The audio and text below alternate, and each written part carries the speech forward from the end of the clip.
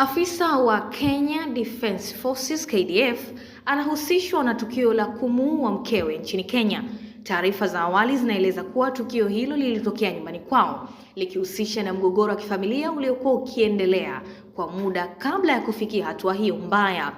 Kwa mujibu wa ripoti za awali, afisa huyo alidaiwa kumshambulia mke wake kwa kutumia nguvu, hali iliyosababisha kifo chake. Baadhi ya taarifa zinaonyesha kuwa kulikuwa na mabishano makali kati yao kabla ya tukio hilo, ingawa chanzo halisi bado kinachunguzwa na mamlaka husika.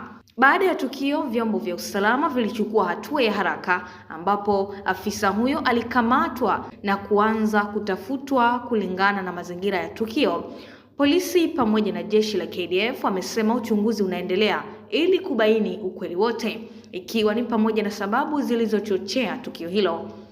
Jeshi la KDF limelaani tukio hilo na kusisitiza kuwa halivumilii vitendo vya ukatili, hasa vinavyohusisha na raia. Pia limeahidi kushirikiana kikamilifu na vyombo vya sheria kuhakikisha haki inatendeka kwa mujibu wa sheria za nchi. Tukio hilo limeibua mjadala mpana katika jamii husika: migogoro ya ndoa, afya ya akili kwa wanajeshi na umuhimu wa kutafuta msaada mapema kabla ya matatizo kufika hatua mbaya. Wataalamu wanasisitiza umuhimu wa mazungumzo na ushauri wa kitaalamu katika kutatua migogoro ya kifamilia.